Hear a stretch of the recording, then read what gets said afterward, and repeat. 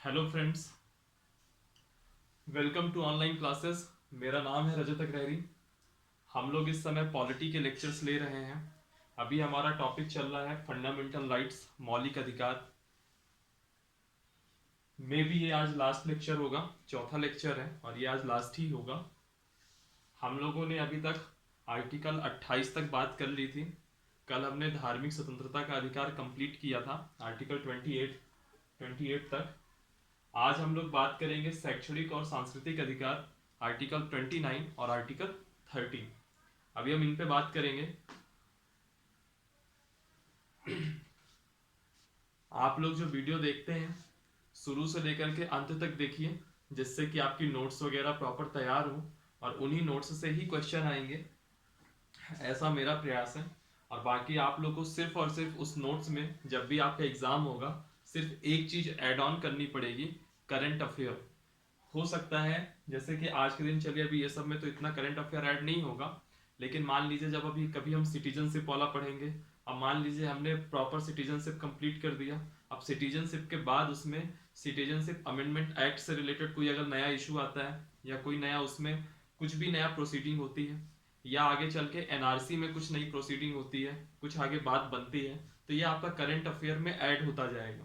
तो जो आपकी नोट्स बनी रहेगी ना, पर डे का आप न्यूज़पेपर पढ़िए, कहीं भी आपको कोई भी करंट अफेयर लग रहा है तो उस आर्टिकल से रिलेटेड आप जाइए और उसमें उसको जोड़ लीजिए।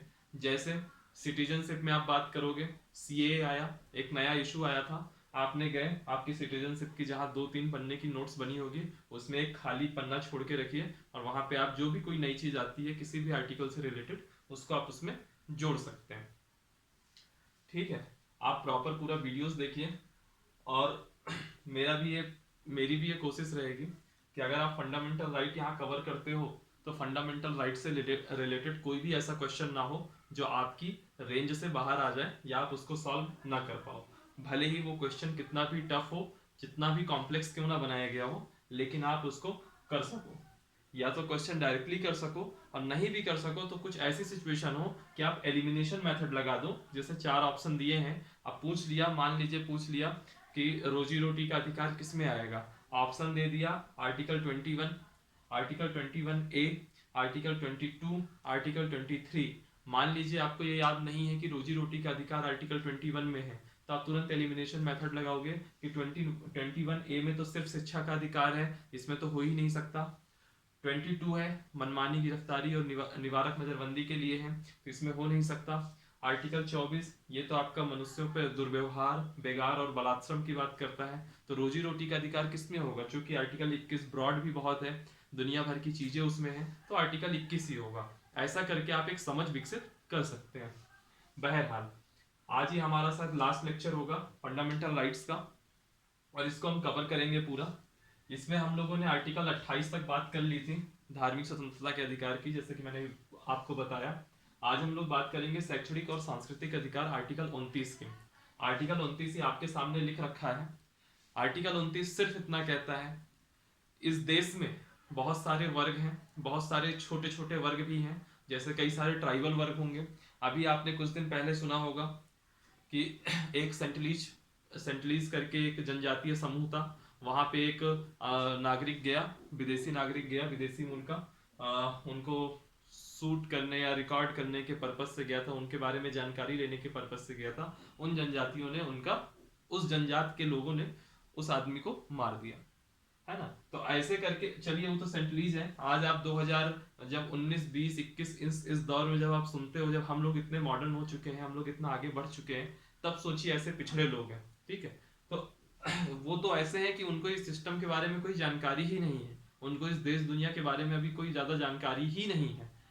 ठीक है, लेकिन कई सारे लोग ऐसे भी हैं जो हमारे देश के सिस्टम को जानते हैं, हमारे देश के सिस्टम में हैं, बावजूद इसके वो इतना दूर हैं। उनका एक बहुत ही छोटा समूह है, बहुत ही छोटे समूह में है, जिनकी खुद की एक लिपि है, खुद की उनकी एक भाषा है, उनका खुद का एक कल्चर है। कल्चर का मतलब क्या होता है? उनके कपड़े, उनका खान पान, उनका पहनावा, ये सब चीजें आएंगे, उनके नृत्य संगीत, ये सब उनके कल्चर में आएगा।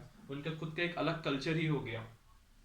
कई बार ऐसा होता है, हम लोग जो चिढ़ाते हैं कि ये देखो आदिवासी है, इसके कपड़े कैसे हैं, हालांकि आज की डेट में जो हम लोग के बीच में जो शेड्यूल ट्राइब के लोग हैं वो समझ में नहीं आते, लेकिन बहुत बड़ी जनसंख्या आज भी है जो देश के ऐसे ऐसे कोने में रह रही है जिनका पहनावा वगैरह आप देखेंगे तो आप आम आदमियों से थोड़ा, आम आदमी यानी कि हमारी नज़र में जो आम आदमी है उनसे थोड़ा आप अलग पाएंगे, है ना।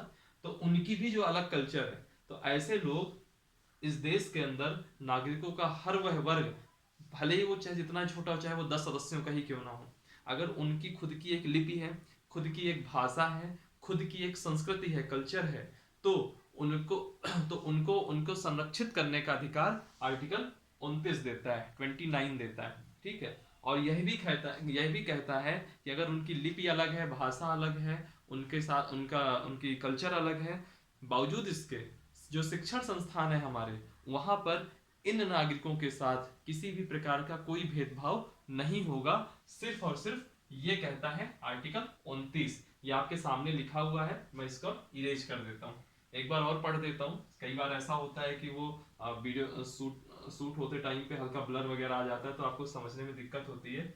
नागरिकों का प्रत्येक वर्ग जिसकी अपनी लिपि, भाषा या संस्कृति हो, उसके संरक्षण का अधिकार होगा, तथा ऐसे व्यक्तियों के साथ शिक्षण संस्थानों में किसी भी प्रकार का कोई भेदभाव नहीं होगा। ये कहता है आर्टिकल 29। अब हम आगे बात करेंगे आर्टिकल 30 की। आर्टिकल 30 क्या कहता है? आर्टिकल 30 को हम पहले समझते हैं। आर्टिकल 30 कहता है सभी अल्पसंख्यक माइनॉरिटी, चाहे वो धार्मिक अल्पसंख्यक हो, चाहे वो भाषाई अल्पसंख्यक हो, ठीक है, उन्हें एक अपनी मर्जी का शिक्षण संस्थान स्थापित करने का अधिकार होगा। ये कहता है आर्टिकल 30। आइए बात करते हैं।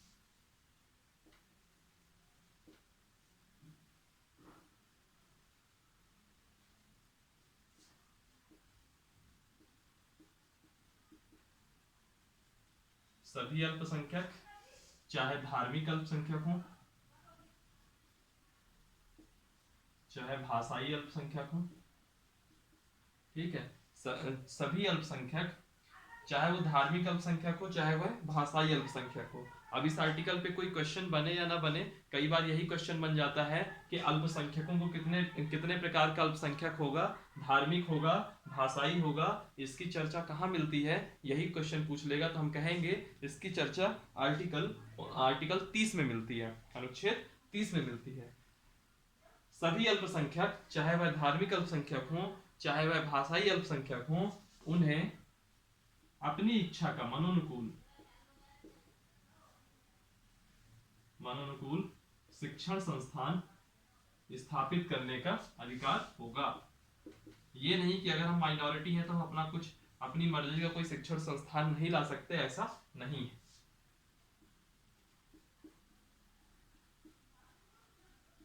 शिक्षण संस्थान स्थापित करने का अधिकार होगा। और एक चीज इसमें कही गई, यदि उनकी संपत्ति का, यदि उनकी भूमि या संपत्ति का राज्य अधिग्रहण करना चाहे,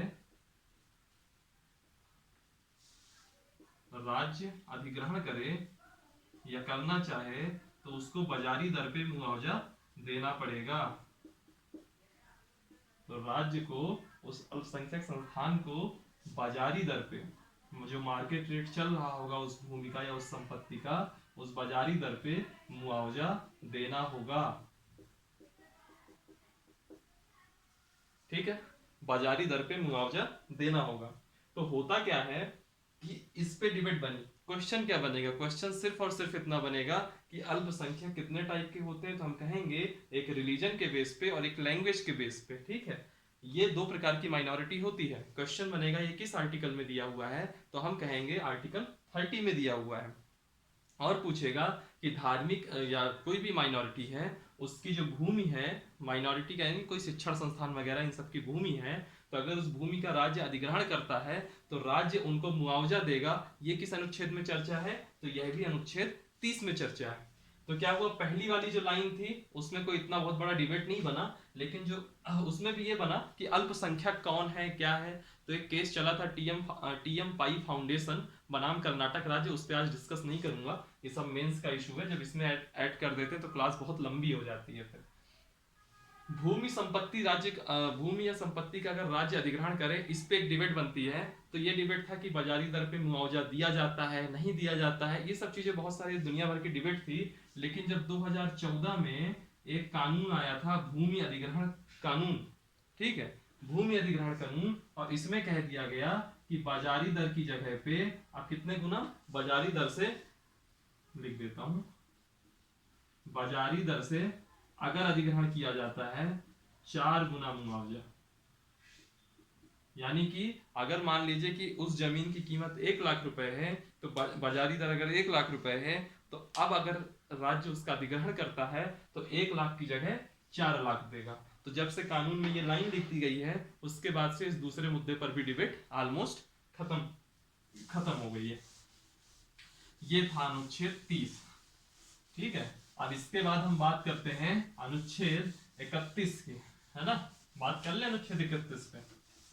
याद करिए पहली क्लास और दूसरी क्लास 2 बार मैंने रिपीट किया था कि अनुच्छेद 19 क्लॉज 1 सब क्लॉज एफ के साथ 44वें संविधान संशोधन 1978 में ही अनुच्छेद 31 को भी खत्म कर दिया गया था, क्योंकि यह संपत्ति का अधिकार था। इसको हम लोगों ने जोड़ दिया था आर्टिकल 300A में। बहरहाल तो आर्टिकल 31 अब खत्म है, समाप्त हो चुका है, निरसन हो चुका है। तो आर्टिकल 31 से आगे हम आते हैं आर्टिकल 32 में। और आर्टिकल 32 क्या कहता है वो देखिए।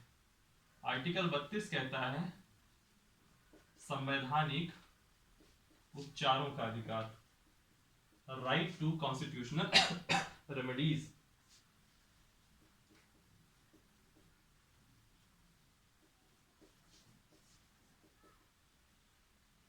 राइट टू कॉन्स्टिट्यूशनल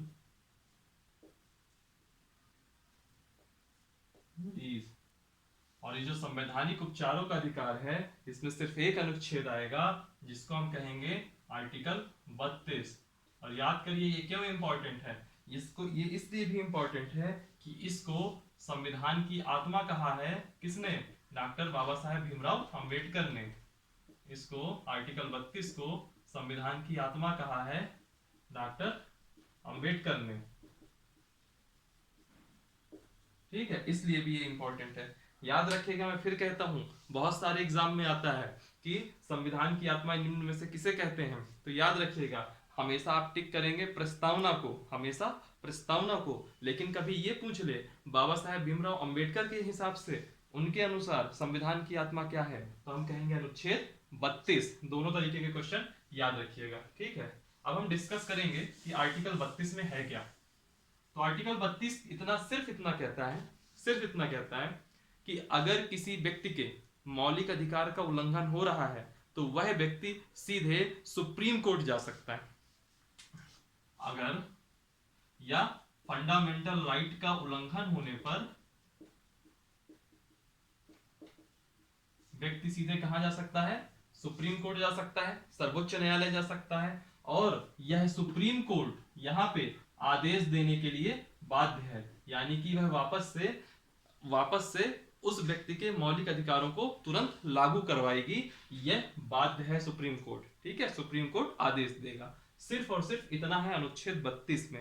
इसीलिए इसको डॉक्टर बाबा साहेब अंबेडकर ने संविधान की आत्मा कहा है कि अगर किसी भी व्यक्ति के मौलिक अधिकारों का उल्लंघन होता है तो वह व्यक्ति सीधे जाकर के सर्वोच्च न्यायालय जा सकता है, ऐसा कहा गया।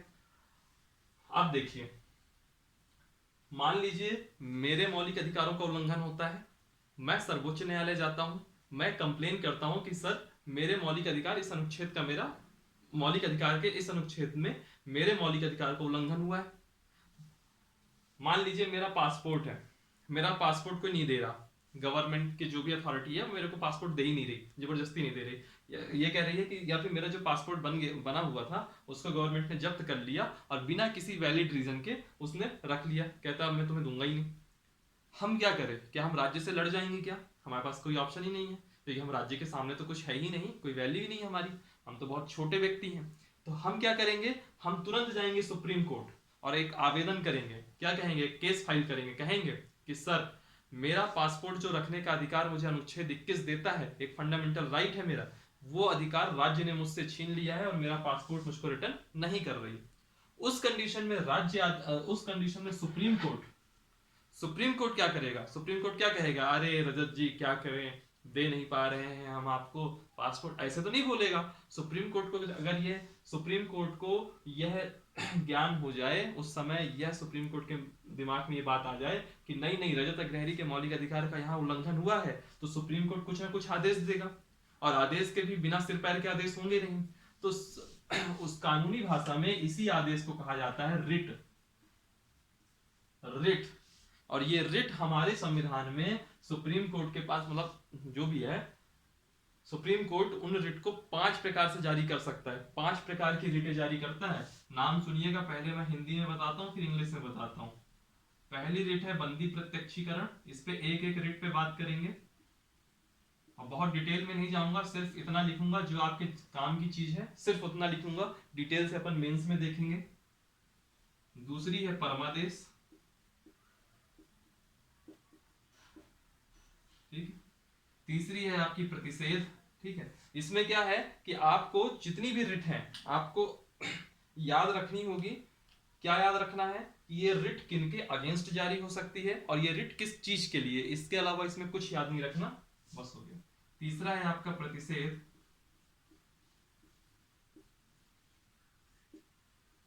चौथा है आपका उत्प्रेषण। हिंदी में नाम थोड़ा कठिन लग रहे होंगे, मैं इंग्लिश बताऊंगा, इंग्लिश और कठिन होगी, चिंता मत करिए, लेकिन ये हमको याद करना पड़ेगा। जब आप 4-5 बार इसको पढ़ोगे तो ऑटोमेटिकली याद हो जाएगा। आप किसी भी पीसीएस के एग्जाम में देख लेना, अगर रिट से रिलेटेड क्वेश्चन आएगा तो सीधे यही आ जाएगा, बंदी प्रत्यक्षीकरण रिट जो जारी होती है किसके अगेंस्ट जारी होती है, परमादेश किसके अगेंस्ट होता है, प्रतिषेध किसके अगेंस्ट होता है, उत्प्रेषण किसके अगेंस्ट होता है। फिर एक रिट है लास्ट है अधिकार प्रक्षा,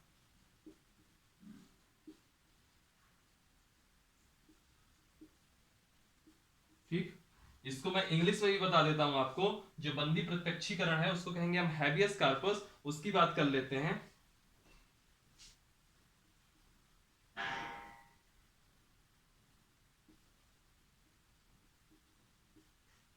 ठीक है।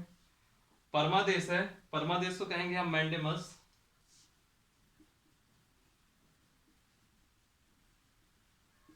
प्रतिषेध को हम कहेंगे प्रोहिबिशन, ठीक है। ये सब क्या है आप भूलिएगा मत, ठीक है। और उत्प्रेषण को कहेंगे सर्टियोरन। ये जो शब्द है ना, ये शब्द ऐसा कोई अंग्रेजी शब्द नहीं है। दरअसल क्या होता है, जैसे अब ये रिट है, मान लीजिए ये उत्प्रेषण शब्द है, ये उत्प्रेषण शब्द कहां से लिया गया, मान लीजिए कि अमेरिका के संविधान में भी ये शब्द लिखा होगा, ठीक है। अमेरिका के संविधान में भी ये शब्द लिखा है, आप डिक्शनरी खोल के जाएंगे, डिक्शनरी में खोलेंगे तो इसका मतलब ये उत्प्रेषण कहीं लिखा नहीं आएगा, लेकिन जो उत्प्रेषण का अर्थ है वही इसका भी अर्थ है, जो उत्प्रेषण का अर्थ है वही इसका भी अर्थ है, और इसके अलावा कुछ नहीं है। और अधिकार प्रक्षा को हम कहते हैं को वारंटो, ठीक है। ये 5 प्रकार की रिट है।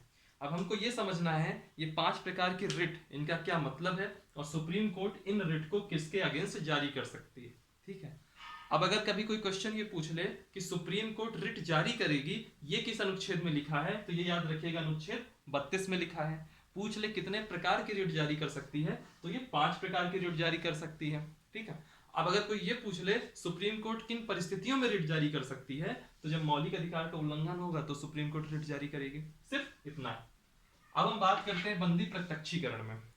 मान लीजिए कल के दिन पुलिस आई मेरे घर पे, मुझको अरेस्ट करके ले गई कि भैया चलिए आपके अगेंस्ट कोई केस आया, मुझसे गिरफ्तार कर ली, मैं चला गया, लेकिन वो गिरफ्तारी अगर जबरदस्ती होगी, ठीक है, तो मैं सुप्रीम कोर्ट में चला जाऊंगा, कहूंगा कि सर मुझसे गिरफ्तार किया गया है, मेरे मौलिक अधिकार का हनन किया गया है, बिना किसी बात के मुझे गिरफ्तार किया गया है।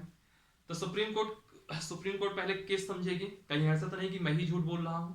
सुप्रीम कोर्ट को जब ये हो जाएगा कि नहीं नहीं नहीं, इनको जो बंद किया गया है, जिन आधारों पर बंद किया गया है, जिन आधारों पर बंद किया गया है वह आधार गलत है, और अगर सुप्रीम कोर्ट को यह लग गया तो सुप्रीम कोर्ट इस रिट का उपयोग करते हुए मुझको छोड़ देगी। यह है बंदी प्रत्यक्षीकरण। ठीक है, और यह जो बंदी प्रत्यक्षीकरण रिट है, ये निजी व्यक्ति के खिलाफ भी आएगी, निजी व्यक्ति यानी कि मैं और आप हो गए, और लोक अधिकारी अगर कोई पब्लिक सर्वेंट है उसके अगेंस्ट भी आएगी, लोक अधिकारी, दोनों के विरुद्ध ये रिट जारी होगी। अब बात करते हैं परमादेश की। परमादेश रिट क्या होता है? यह सिर्फ और सिर्फ लोक अधिकारी के अगेंस्ट जारी होती है। पहले समझिएगा परमादेश रिट क्या है। लोक अधिकारी के अगेंस्ट जारी होगी। परमादेश रिट क्या कहती है? अब देखिए ये सब चीजें क्या पूरा लिखने की है, 4-5 लाइन की रहती है, मैं उसको लिखवा नहीं रहा हूं। अगर आप नोट्स बना रहे हैं तो मेरी बातों को 10-15 सेकंड वापस से रिवाइंड करिए वीडियो और सुन लीजिएगा और अपना एक नोट्स में लिख लीजिएगा। क्या होता है जब आप लिखोगे ना तो आपको याद रहेगा, वरना कई कई बार कंफ्यूजन हो जाता है, अरे यार ये सिर्फ निजी व्यक्ति के लिए थी कि सिर्फ लोक अधिकारी के लिए थी कि ये न्यायिक संस्थाओं के लिए थी, ऐसा करके कंफ्यूजन हो जाता है। बहरहाल परमादेश रिट में आते हैं। परमादेश रिट क्या होता है? जैसे मान लीजिए मैं एक लोक अधिकारी हूं, मेरा काम है कि जो भी मेरे क्षेत्र की कल्याणकारी योजनाएं, मुझे को एक आदेश दिया गया कि मेरे क्षेत्र में मेरे रेंज में जितने लोग हैं उन तक मुझे सारी कल्याणकारी योजनाएं पहुंचानी, लेकिन मैं कामचोर निकला, मैंने उनको वो कल्याणकारी योजनाएं पहुंचाने में कोई ध्यान ही नहीं दे रहा। मुझको यह आदेश दिया गया है कि तुम ये काम करो, बावजूद इसके मैं वो काम नहीं कर रहा हूं। उस केस में जो सुप्रीम कोर्ट है वह परमादेश रिट जारी कर सकती है, और यह हमेशा किसके अगेंस्ट होगा? लोक अधिकारी के अगेंस्ट होगा। और याद रखिएगा लोक अधिकारी में यानी कि सब लोग आते हैं, हर मंत्री सब आएंगे, ठीक है, अधिकारी आएंगे, मंत्री सब आएंगे, लेकिन 2 जन अपवाद हैं। अपवाद कौन कौन है इसमें? राष्ट्रपति। अब ये नहीं कि सुप्रीम कोर्ट राष्ट्रपति के अगेंस्ट ही परमादेश रिट जारी कर दे, और राज्यपाल, गवर्नर और प्रेसिडेंट, ये दोनों अपवाद रहेंगे, इनके अगेंस्ट रिट जारी नहीं होगी। ठीक, फिर हम समझते हैं प्रतिषेध को और उत्प्रेषण को। दोनों लगभग एक जैसे हैं। क्या होता है? जैसे कोई एक न्यायिक संस्था है या फिर कोई अर्ध न्यायिक संस्था है, ठीक है, कोई न्यायिक संस्था है और कोई एक अर्ध न्यायिक संस्था है। अब मैं दोनों का मतलब बताता हूं कि न्यायिक का मतलब क्या होता है और अर्ध न्यायिक का मतलब क्या होता है। देखिए, जैसे मान लीजिए कोई न्यायिक संस्था है, उसमें जो व्यक्ति होगा वह भी एक न्यायिक होगा, यानी कि कोई जज होगा, ठीक है, और उसका काम भी न्याय देने का ही होगा, ठीक। और जो अर्ध न्यायिक संस्था होती है उसमें जो व्यक्ति होता है वह जज नहीं होता है, वह जज नहीं होता है, लेकिन उसका भी काम एक प्रकार से न्याय करने वाला ही होता है। जैसे अर्ध न्यायिक संस्था के कुछ एग्जाम्पल बताता हूं मैं। सेबी है, security exchange board of India, SEBI share market को रेगुलेट करती है। अब सेबी क्या न्यायिक संस्था है? नहीं, यह अर्ध न्यायिक संस्था है। क्यों? अब सेबी के जो अध्यक्ष हैं त्यागी जी, वह तो जज नहीं है, वो न्यायिक व्यक्ति नहीं है, लेकिन सेबी का काम तो न्याय देने जैसा ही है।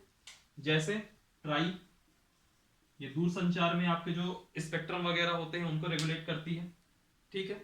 अब ट्राई, इसमें जो बंदा बैठा है, जो वहां का ट्राई का जो अध्यक्ष है, क्या वह जज है? क्या नहीं, वह न्यायिक व्यक्ति नहीं है, लेकिन इनका काम न्याय देने वाला ही है। जैसे सीएटी कैट, अक्सर आपने सुना होगा, सीएटी कैट, ये आपका सेंट्रल एडमिनिस्ट्रेशन ट्रिब्यूनल है। अब इसमें जो बैठे हुए हैं वो जज हैं क्या? नहीं, लेकिन इनका भी काम एक प्रकार से न्याय देने का है। तो ये सारी संस्थाएं अर्ध न्यायिक संस्थाएं होंगी। लेकिन अगर इसी का चीफ जज हो जाए, सुप्रीम कोर्ट का या हाई कोर्ट के जज हो जाए, और इन्हीं का काम न्याय देने का हो जाए, तो वह न्यायिक संस्था कहलाएगी। तो जो प्रतिषेध और उत्प्रेषण है, यह दोनों की दोनों न्यायिक प्लस अर्ध न्यायिक संस्था के लिए है। अब आप बोलोगे अगर दोनों एक ही के लिए है तो दो ठो रिट अलग अलग क्यों बनाई गई? दोनों रिट अलग अलग क्यों बनाई गई? तो सुनिएगा, होता क्या है, अब जैसे अर्ध न्यायिक संस्था हो गई, ठीक है, मान लीजिए मैं सेबी हूं, अब मुझे कुछ काम सौंपा गया, लेकिन मैंने अपने काम को करते करते मैंने अपने क्षेत्राधिकार का उल्लंघन कर दिया, मेरी रेंज के बाहर का मैंने कोई काम कर दिया, उस उल्लंघन पे, उस वायलेशन पर ये रिट आएगी, ठीक है। मतलब इस रिट का मतलब यह है कि कोई न्यायिक संस्था या अर्ध न्यायिक संस्था जब अपने क्षेत्राधिकार का उल्लंघन करती है, तब सुप्रीम कोर्ट प्रतिषेध रिट या उत्प्रेषण रिट जारी कर सकती है। अब सवाल ये उठता है, जब यह न्यायिक और अर्धन्यायिक संस्था के लिए है, जब ये अपने क्षेत्राधिकार का उल्लंघन करे तब के लिए है, तो ये दो रिट अलग अलग क्यों बनी? तो होता क्या है, मान लीजिए अर्धन्यायिक संस्था या कोई भी संस्था है, वो कुछ काम उठा ली अपने लिए, उसने बोल दिया कि इस आदमी को मुझको न्याय दिलाना है, मान लीजिए ऐसा कुछ काम है। तो जब तक वह प्रोसीजर चल रहा है, उस प्रोसीजर के चलने के बीच में, उस प्रोसीजर के चलने के बीच में अगर सुप्रीम कोर्ट को यह हो जाए कि नहीं नहीं नहीं ये अपने क्षेत्राधिकार का उल्लंघन कर रहे हैं, वायलेशन, क्षेत्राधिकार का वायलेशन कर रहे हैं, तो उस कंडीशन में वह प्रतिषेध रिट जारी करेगा। और अगर वो न्यायिक संस्था या अर्धन्यायिक संस्था अपना काम पूरा कर चुकी है, अपना काम पूरा कर चुकी है, और काम पूरा होने के बाद सुप्रीम कोर्ट को यह लग जाए कि नहीं नहीं इसने अपने क्षेत्राधिकार का उल्लंघन किया है, तो उस कंडीशन में वह उत्प्रेषण रिट जारी करता है। यानी कि कार्यवाही के बीच में, कार्यवाही के बीच में या कार्यवाही के दौरान प्रतिषेध रिट जारी होती है, और कार्यवाही के पश्चात, यानी कि जब कार्यवाही ही खत्म हो गई, उस कंडीशन में आपकी उत्प्रेषण रिट जारी होती है। ये अंतर है दोनों में, समझ रहे हैं? यानी कि उत्प्रेषण, काम वाम सब खत्म, क्षेत्राधिकार का उल्लंघन हो चुका, उसके बाद और ये प्रतिषेध जब कार्रवाई चल रही है उसी बीच में कि नहीं नहीं आप ये क्षेत्राधिकार का उल्लंघन कर रहे हैं, आपके अगेंस्ट हम ये रिट ला रहे हैं। ये था इन दोनों में। अधिकार परीक्षा क्या है? अधिकार परीक्षा एक लोक पद पर बैठे व्यक्ति के against,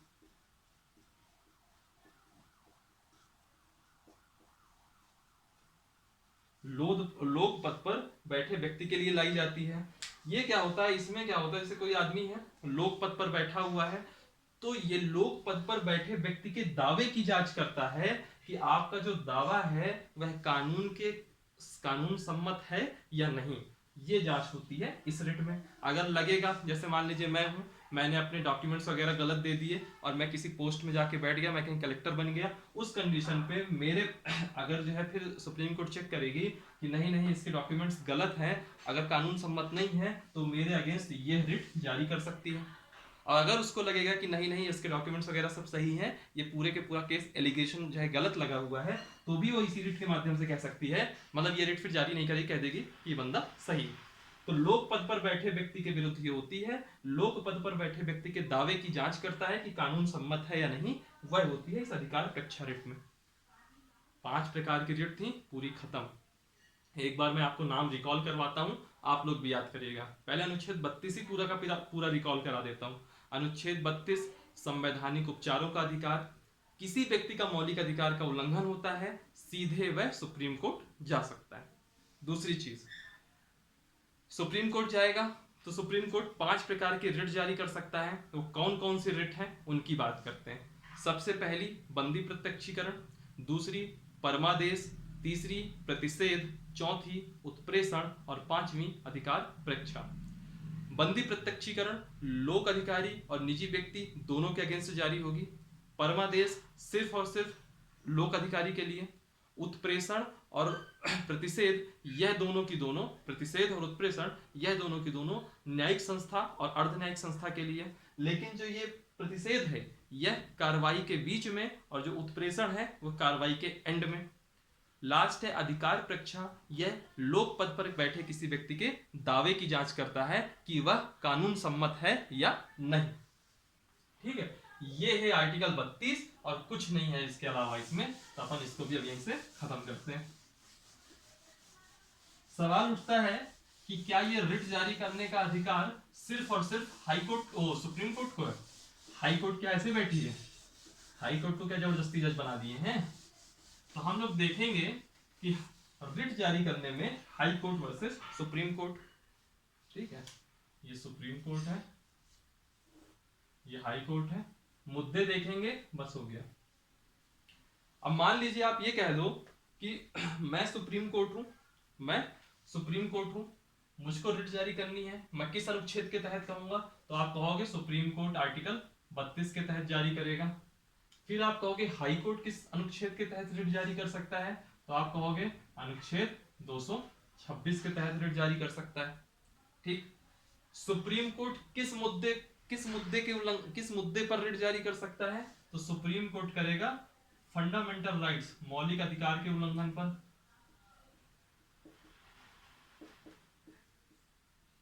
high court fundamental right के उल्लंघन पर तो जारी कर ही सकता है,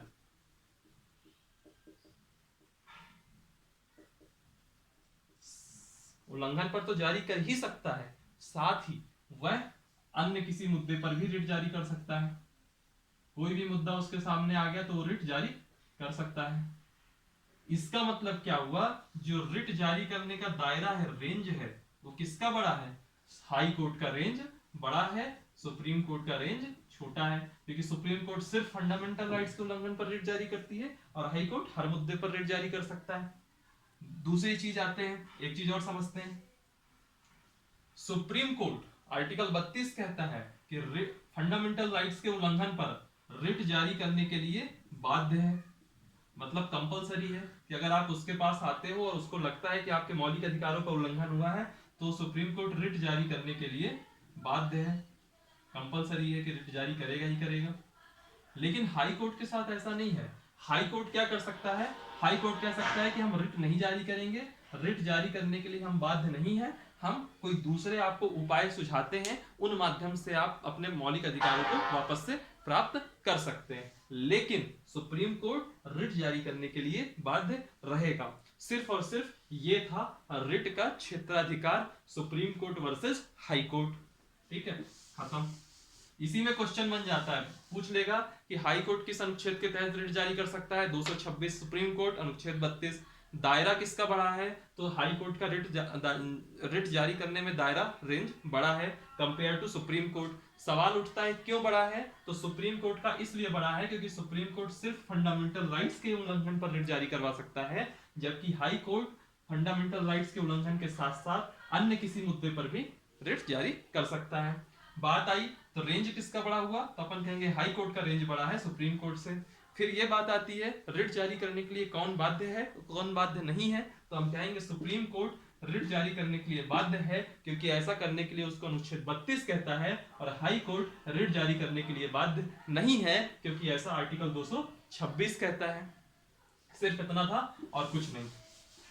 याद करिए मौलिक अधिकारों की पहली क्लास, तभी मैंने कहा था आपको 6 प्रकार के मौलिक अधिकार आपको पढ़ना है। 7 प्रकार के थे मूल संविधान में, फिर 44वां संविधान संशोधन हुआ था 1978 का, उसके बाद एक कम हो गया, तब 6 मौलिक अधिकार आपको पढ़ने हैं। आपने पहला कौन से पढ़ा? स्वतंत्र समानता का अधिकार, आर्टिकल 14, 15, 16, 17, 18। फिर आपने पढ़ा स्वतंत्रता का अधिकार, आर्टिकल 19, 20, 21, 21A और 22। फिर तीसरा आपने पढ़ा शोषण के विरुद्ध अधिकार, आर्टिकल 23 और आर्टिकल 24। फिर आपने धार्मिक स्वतंत्रता का अधिकार पढ़ा, ये चौथा था, आर्टिकल 25, 26, 27, 28। फिर आपने पांचवा पढ़ा शैक्षणिक और सांस्कृतिक अधिकार, आर्टिकल 29 और 30, और 31 तो हट गया था, तो आर्टिकल 32 आपने छठा पढ़ा आपने फंडामेंटल राइट, संवैधानिक उपचारों का अधिकार, आर्टिकल 32। उसी दिन मैंने कहा था आपको कि मौलिक अधिकारों का जो रेंज है वो आर्टिकल 12 से लेकर के आर्टिकल 35 तक है।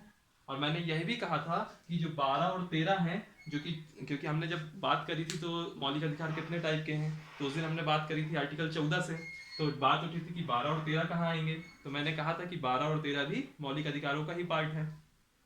अनुच्छेद 12 में राज्य की परिभाषा थी, अनुच्छेद 13 कहता था कि संसद कोई भी ऐसा कानून नहीं बना सकती जो मौलिक अधिकारों को कम करता हो या समाप्त करता हो। सिमिलरली आर्टिकल 32 के बाद जो आर्टिकल 33, 34 और 35 बचे हैं वह भी मौलिक अधिकार के पार्ट हैं, उनको देख लेते हैं। ये सिर्फ और सिर्फ एक एक लाइन के हैं, कोई बहुत बड़ा इशू नहीं है इसमें। जैसे आर्टिकल 33 कहता है, आर्टिकल 33 उन लोगों के नाम बताता है जिनके मौलिक अधिकारों को सरकार कम कर सकती है। ठीक है, बताता हूं मैं कैसे। पहले जो आपके सुरक्षा अधिकारी होते हैं, सशस्त्र बल के सदस्य होते हैं, सशस्त्र बल के जो सदस्य होंगे, ठीक है। फिर जो आपके कानून व्यवस्था लागू करने वाले अधिकारी होते हैं, लॉ एंड ऑर्डर मेंटेन करने वाले, क्या होता है इनके पास बहुत सारी ऐसी जानकारी होती है जो पब्लिक में अगर आ गई तो दिक्कत हो सकती है किसी भी व्यवस्था संचालन में, तो इसके लिए इनके मौलिक अधिकारों को कम किया जा सकता है ताकि बहुत सारी जानकारी पब्लिक ना हो।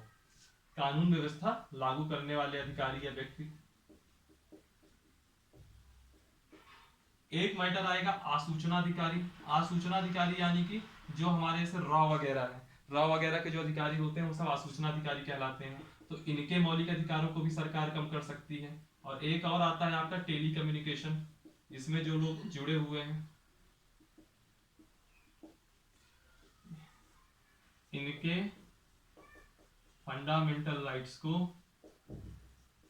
सरकार कम कर सकती है। ये है आर्टिकल 33 और कुछ नहीं है। अब हम बात करते हैं आर्टिकल 34। आर्टिकल 34 कहता है, हो गया ये आर्टिकल 33 कि सशस्त्र बल के सदस्य, कानून व्यवस्था लागू करने वाले, आसूचनाधिकारी और जो टेली कम्युनिकेशन के हैं इनके जो है मौलिक अधिकारों को सरकार कम कर सकती है। ठीक, ये है आर्टिकल 33। अब हम बात करते हैं आर्टिकल 34। आर्टिकल 34 कहता है कि जब सैनिक कानून लागू हो, सैनिक कानून का मतलब हुआ मार्शल लॉ, जब सैनिक कानून लागू हो, सैनिक कानून यानी कि मार्शल लॉ, तब किन्हीं, किन्हीं का मतलब हुआ यहां कुछ या सारे मौलिक अधिकार खत्म किए जा सकते हैं। मान लीजिए कल के दिन ऐसा हो जाए कि आपका स्टेट या आप जिस क्षेत्र में रहते सॉरी आप जिस क्षेत्र में रहते हैं वहां कुछ ऐसी परिस्थिति बन जाए कि वहां अलगाववाद है, आतंकवाद है, या ऐसी कुछ सशस्त्र विद्रोह जैसी कोई सिचुएशन बन जाए, या कुछ ऐसा हो जाए कि जब सरकार को यह लगे कि अब यहाँ की स्थिति हमारे रेंज से बाहर हो गई है और यहाँ अब सैनिक कानून लगाने का समय आ गया है, तो वैसी स्थिति में उन क्षेत्र पे रहने वाले नागरिकों के लिए जो उनके मौलिक अधिकार हैं, या तो कुछ मौलिक अधिकार या तो सारे के सारे मौलिक अधिकार, यह समाप्त किए जा सकते हैं।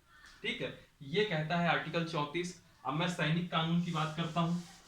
हमारे देश के लिए सैनिक कानून एक ही है, हमारे देश के लिए सैनिक कानून एक ही है, उसका नाम है आफ्स्पा।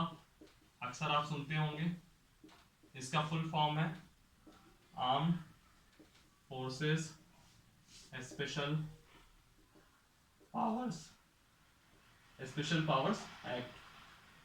ठीक है, ये है आपका आफ्स्पा। ये जब आफ्स्पा लाया गया था, ये एक्ट आया था, तो यह 1958 में आया था, ये याद रखिएगा। ये बहुत बार क्वेश्चन में पूछ लेता है। क्या होता है, कई बार 4-5 एक्ट आ जाएंगे और उनको कहना होता है कि क्रम से लगाइए, तो याद रखिएगा आफ्स्पा आपका 1958 में आया था। और ये जब आया था तो ये कहाँ के राज्यों के लिए आया था? ये नॉर्थ ईस्ट राज्यों के लिए आया था, उत्तर पूर्वी राज्यों के लिए आया था। ठीक है, क्योंकि वहां उस समय अलगाववाद काफी चरम में था। 1958 में आया, नॉर्थ ईस्ट राज्यों के लिए आया। फिर इसके बाद यह 1983 में यह दो जगह और लगा, पंजाब और चंडीगढ़। चंडीगढ़ एक यूनियन टेरिटरी थी, केंद्र शासित प्रदेश था, और पंजाब एक राज्य था। पंजाब और चंडीगढ़ में लगाया गया 1983 में यही आफ्स्पा। और जब 1983 में वहां लगाया गया तो ये 1997 में हटा भी दिया गया। 1983 में लगाया गया और 1997 में ये हटा भी लिया गया। 1997 1997 और 1990 में आफ्स्पा को लगाया गया जम्मू एंड कश्मीर में। ठीक है, जम्मू और कश्मीर में आफ्स्पा लगाया गया। सवाल आता है कि आफ्स्पा में है क्या? तो आफ्स्पा क्या होता है, जहां लग जाता है तो इस एक्ट के तहत ये कहा गया है कि जो सैनिक है, आर्मी है, उनकी पावर्स बढ़ जाती है, उनकी पावर्स मनमाना तरीके से बढ़ जाती है।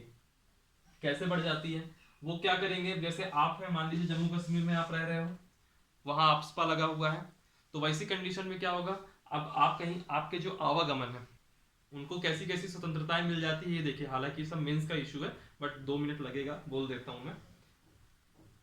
अगर आप जम्मू कश्मीर में कहीं आप एक जगह से दूसरी जगह जाना चाह रहे हो, तो उसमें वो बाधा उत्पन्न कर सकते हैं, रोक लगा सकते हैं कि आप नहीं जाओगे। एक चीज, आपके घर की आपके घर की, आपकी गाड़ी की और आपकी कभी भी किसी भी परिस्थिति में तलाशी ली जा सकती है। तीसरी चीज, तीसरा पॉइंट देखिएगा इसमें, आपके मौलिक अधिकार कम किए जा सकते हैं। चौथा पॉइंट देखिएगा, कोई अगर ऐसी परिस्थिति बन जाए कि इनको लगे कि इस घर में आतंकवादी छिपा हुआ है, तो वह उस घर को वार्निंग देने के साथ ध्वस्त कर सकते हैं। एक और इनको है, कोई व्यक्ति अगर इनको लग जाए, जैसे कि मान लीजिए मैं संदिग्ध लग रहा हूं, वो मुझको चेतावनी देंगे और मैं अगर चेतावनी देने के बावजूद नहीं मान रहा हूं, तो उस परिस्थिति में उनको पूरा एक्शन लेने का अधिकार है, यहां तक कि मुझको मार डालने तक का अधिकार है। ठीक है। हालांकि अब ये अधिकार 2016 में एक वर्डिक्ट आया था, सुप्रीम कोर्ट ने एक वर्डिक्ट दिया था, उसके बाद से ये अधिकार अब पूरी तरीके से इंप्लीमेंट नहीं है। मतलब ऐसा है कि ये पूरी तरीके से उन्मुक्त नहीं है। अगर हम कोई ऐसी कार्रवाई करती है आर्मी और जहां जहां आपस पर लगा हुआ है, तो पहले क्या था कि उसमें जांच नहीं होती थी, अब उसमें जांच होगी। ठीक है, ये उसमें नियम है। ठीक, आपस खत्म हुआ यहां से। बस इतना ही आप याद रखिए, बहुत ज्यादा डिटेल में जाने की जरूरत नहीं है, कुछ मेंस के लिए भी छोड़ दीजिए। फिर आता है आर्टिकल 35।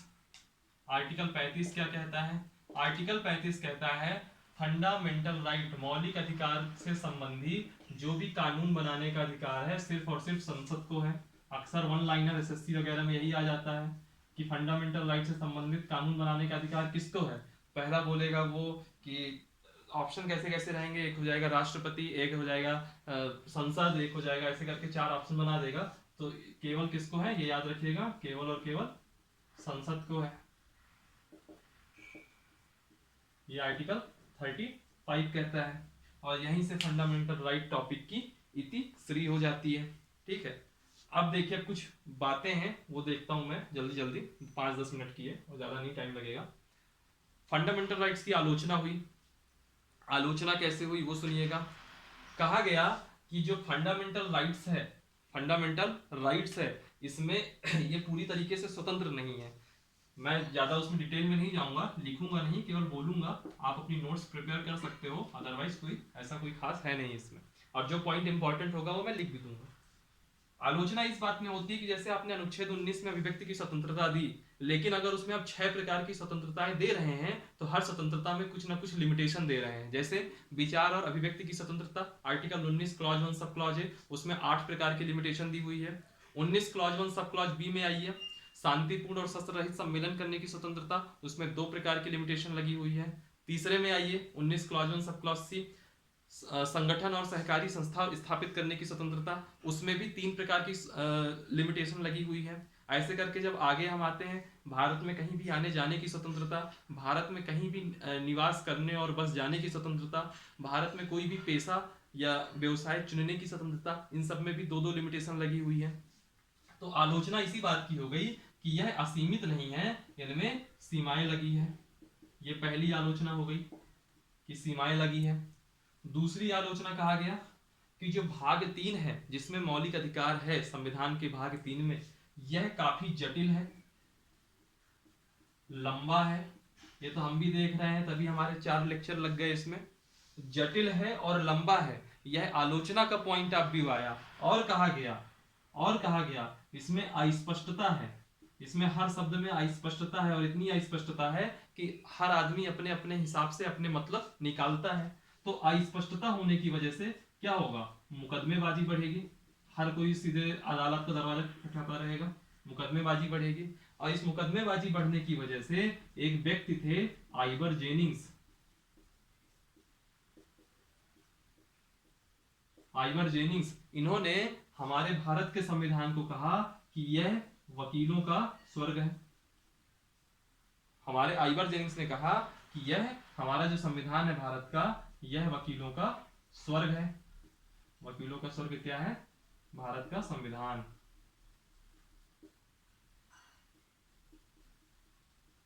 ठीक है, क्यों कहा? क्योंकि भाग 3 इतना लंबा है, इतना जटिल है कि इसमें इतनी अस्पष्टता है कि मुकदमेबाजी बढ़ती है, और उस मुकदमेबाजी के बढ़ने की वजह से आइवर जेनिंग्स ने कहा कि यह भारत का जो संविधान है वह वकीलों का स्वर्ग है। तो कई बार ऐसा आता है कि मौलिक अधिकारों को वकीलों का स्वर्ग, मौलिक अधिकार की वजह से, या फिर ये भी पूछ सकता है भारत के संविधान को वकीलों का स्वर्ग किसने कहा, ये टिप्पणी किसने करी? तो किसने करी? ये आइवर जेनिंग्स ने करी। 4 ऑप्शन दे देगा, आइवर जेनिंग्स, केसी वियर, ग्रेनविल ऑस्टिन, ऐसे करके कोई और ऑप्शन सोच लो अपने हिसाब से, तो आप कहोगे आइवर जेनिंग्स सही होगे।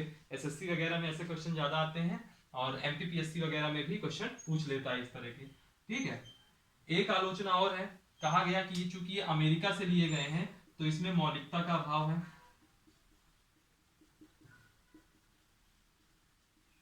एक आलोचना कहा गया कि इसमें संशोधन हो सकता है, मौलिक अधिकारों में संशोधन हो सकता है, तो यह नष्ट भी किए जा सकते हैं। तो ये सब चीजें ऐसा है। और एक चीज और है, एक और कहता है कि इसका निलंबन भी हो सकता है। निलंबन कैसे हो सकता है, सस्पेंशन कैसे हो सकता है मौलिक अधिकारों का? एक तो आप समझे आर्टिकल 33-34 में, लेकिन इनके अलावा भी एक प्रकार का सस्पेंशन है जो मैं इसके बाद देखूंगा। ठीक है, ये आलोचनाएं की गई ऐसी। हालांकि इन आलोचनाओं के बावजूद भी मौलिक अधिकारों का बहुत महत्व है। क्या है, इन्हीं मौलिक अधिकारों की वजह से जो हमारे देश में, क्योंकि हमारे देश में डाइवर्सिटी बहुत ज्यादा है, विविधताएं बहुत हैं, जब डाइवर्सिटीज ज्यादा है तो अलग अलग तरीके के लोग बहुत होंगे, कई सारे उसमें अल्पसंख्यक होंगे, तो जो ये मौलिक अधिकार है इन्हीं की बदौलत से अल्पसंख्यक वर्ग अपने आप को इस देश में बेसहारा नहीं समझता, उसको लगता है कि मुझको संविधान ने पावर्स दी हुई हैं। पहली चीज। और क्या कहेंगे हम इसकी इसकी तारीफ में या इसके महत्व में?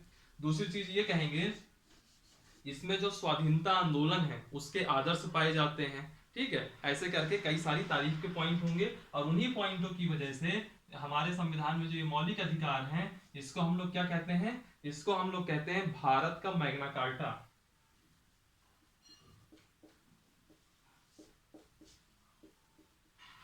भारत का मैग्ना कार्टा।